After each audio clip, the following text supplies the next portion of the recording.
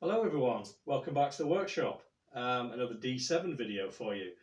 We're going to get the forks finished off, we're going to get the front wheel fitted and get a rolling. We're getting quite close with this bike now, so we'll be moving on to the wiring fairly soon, and then the dreaded seat, which I'm not looking forward to. It's definitely going to need a seat cover and I think a seat foam as well, but once we delve into the grotty depths we'll know more about it. The last video I did on the D5 frame, I got lots of positive comments from you all, so thanks very much indeed. You've definitely spurred me on, and I've made a decision on that frame now, which I will share with you in the next D5 video. My dust coat got quite a lot of attention. Michael and Dale both mentioned how clean it looks. I think I just don't do as much work as you guys. I think that's it. I need to step it up a gear and get in here more often maybe. But top tip for you, wait until the domestic authorities have turned their backs and sneak it into the washing machine.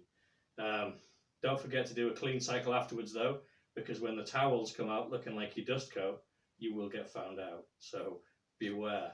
And be careful of that fella Danny Baker coming around and knocking on your door, asking to inspect your laundry. Turn him away. Turn him away. Anyway, enough of that.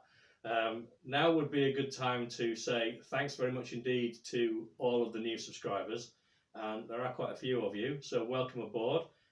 Very glad to have you, and I hope that you enjoy what we do.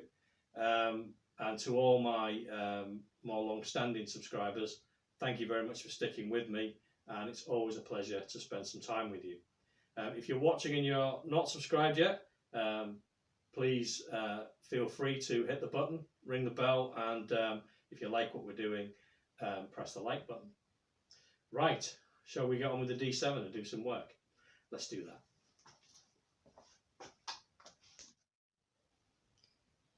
Well, I've got the steering head bearing back together and the yoke's fitted, and it turns nice and smooth. It doesn't feel as though there are any sort of stiff points or notchy points or anything like that. And the shroud is just loosely fitted at the moment with the two lower, you can see down here, the two lower yoke bolts just loosely fitted so that we can get the forks in. Fitting the balls to the top race. I guess most people probably drop the balls into the cup on the steering stem of the bike and then put the cone in. I find that really difficult because I don't have much feeling in my fingertips. So what I do is I fit the balls to the cone, which is tricky in itself, and I kind of glue them on with plenty of grease, and then I take the cone and then I invert it and drop it in, and most of the time it works. Sometimes you can end up with ball bearings all over the floor, but I just really struggle to I don't have the sensitivity to put the balls into the cup, so that's the way I do it. You just got to get through it any way that you can, really, I suppose. So now we're going to put the forks in, and so that's why I fitted the shroud already. So we'll slip the forks up. We're going to pull them into this taper, and then we'll clamp off the pinch bolts. You can't see the pinch bolts, but if I just move it down slightly, there you go. Yeah, here we go. So we'll get the forks in and get them clamped in. Then we can think about putting the top yoke cover, the top nuts, and the spring rod nuts as well. So we'll get on and do that. Okay, so we've got our fork leg inserted. Let me just pan down and show you. There you go. And I fitted the special tool, to the top of the stanchion. This works, I imagine, very well on A group models, but on D group models you can't really use it as a puller. It threads in fine, but there's no means of pulling against the top yoke. So what I'm going to do is I'm just going to use it as a kind of a slide hammer, really, and just make sure that we're all the way up on the taper, and then take my 1/4 Whitworth socket and spanner and just just nip up the pinch bolt on the lower yokes. So I'm just going to get in the way of the camera a bit, I'm afraid. I'm not going to go bananas with it because I'm a firm believer of once you're on the wheels, slackening things off and giving everything a bit of a bounce to you know, level it out. So we can take off the tool, and hopefully we should be all the way up, and we are. So let me get you in.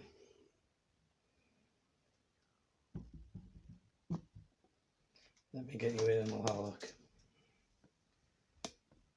Sketchy camera work as usual. No departure from standard. There we go. You can see there that the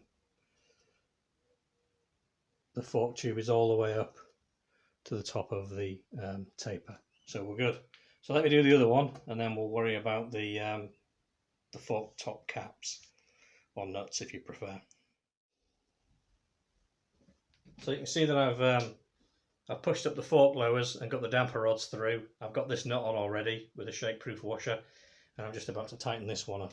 And we're using the turned down socket, 7/16 socket, turned down or ground down depending on what your facilities allow.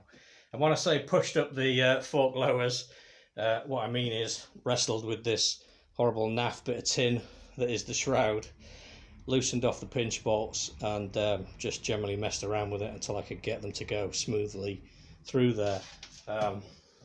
If you watch Michael Waller at Britannia Motorcycles, if you watch his channel, he's got a good word, and it is finagle, and that's what I had to do. It was very appropriate for these circumstances. So thank you, Mike, I borrowed your word. And if you don't watch Michael's channel, you absolutely should, because it's absolutely fantastic. Right, so we've got our damper rod nuts fitted. Let me just check the forks will actually move. Yep, they do. So that's good news. And we're just going to put our little chrome caps on now. So we'll tell you what, I'm going to leave those chrome caps off until I get the mudguard fitted, just in case I have to slacken these nuts off again to move anything. So let me get the mudguard fitted, and I think then the handlebars. And we're pretty much there, I think, apart from the front wheel. Well, look who's back. Relined brake shoes from Villiers Services. And they look very spanky indeed. They've been relined in a road compound to the thickness that I requested, based on the diameter of the drum. And very good. They let me know that they'd received them. They said about 7 working days. It actually turned out to be 4 working days, and they let me know they were coming back as well. So good service. We'll see how we get on with them. I think they're going to be good. You'll recall these are the second set that I sent. The first set gone. Parcel company lost them, and we've had no resolution on that. So never mind. No negativity. That's not what we come here for. We will get on with these, get the back plate put back together, and get them in the wheel. But yeah, I'm very happy. I'm very pleased with them. Let's see how we get. There we go. Looks superb, doesn't it? A little bit of grease on the pivot, a little bit of grease on the face of the cams, and that's it. And obviously on the swivel part of the cam. But apart from that, super clean. No contaminants in there. And yeah, looks the part, I think. So I'll get the wheel and we'll get this thing assembled. I've just transferred the wheel to the vise just to make things a little bit easier. And yeah, not much to it now really. Drop that on there. I'll put a little dab of grease on the thread just to prevent it from galling. Not that I don't think it will, but you just never know. The next time it comes off, it could be a while, so certainly won't do any harm anyway. Right, and make sure we get that on properly.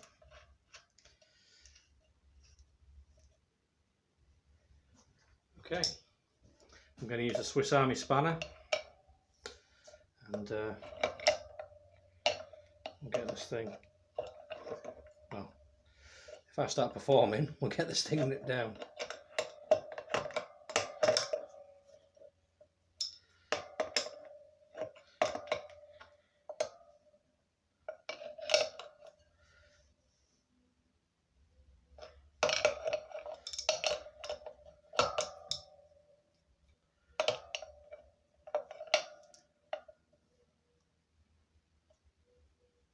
Spinning in the vise.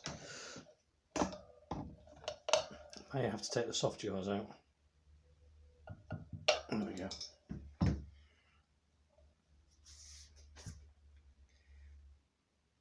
Silence. Right, okay, need to get the wheel back in the bike and then we can put the brake arm on, get it connected up. Well, mudguard on and front wheel back in. It spins freely and not catching on anything, so that's good news. But I'm not entirely happy with the action of those forks. I think I'm going to have to go through them again before too much longer. Just not happy with them. They feel a bit sticky and a bit notchy to me. Could be something to do with this shroud. Can you see my finger? There we go. The shroud. Could be that. Could be the springs, not entirely sure. Something's definitely not quite right, so we're going to have another look at them at some point. But moving forward at the moment, we need a brake, so I'll get the brake lever fitted in the brake cable, and we'll see if we've got a front brake, which hopefully we will have. Right, back in a minute. Okay, there's our brake lever and cable fitted. Not particularly happy with the fit of this clevis down here. We need a washer in there. The clevis pin is trying to pinch the clevis together, and if you tighten it up, you know, to take advantage of the locking washer, it just pinches solid. So it's not in the parts book, but these are pattern parts. Don't forget, pattern cable, pattern clevis bolt. So we are going to need a spacer in there just to take up the distance. So let me just move the camera up a little bit and I'll show you the cable run. So the cable is running behind the fork, through the fork shroud. It's basically coming out behind the headlamp. The lighting's not great there, but I can't do an awful lot about that window, unfortunately.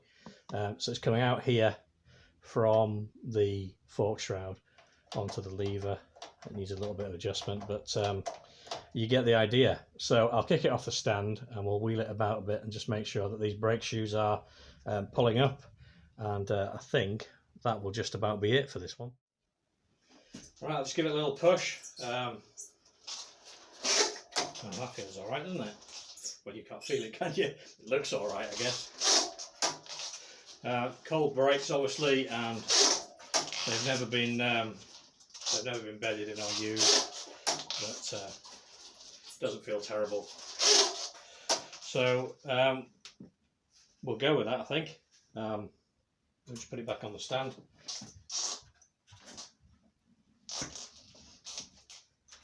Hopefully not fall over on camera. That would be somewhat embarrassing. There we go. So I think we'll leave the front end alone for a little bit. Get on with the wiring. Get it wired up. We still need to do something with that horrendous seat that came with it. We'll have to figure out what we're going to do with that. But yeah, a couple of little bits for me to finish off. I've got to sort that clevis out. I'll have a think about the forks, whether I need to go back into them or whether we'll just see how they go. I suspect I'll go back into them. But a little bit of progress at least. Looks like a bike again. And we will move on. Well, I thought I'd leave you with proof positive that it does still go, and this is what we've been working towards. You can see the seat there held on with a bungee strap. I've just been up and down the driveway on it, and all the gears go in and it pulls up on the brake, so we're getting there, we're getting there. I think this is the end of this video, so thanks very much for watching, and Thanks to all my subscribers. Very much appreciated you spending some time with me in the workshop. And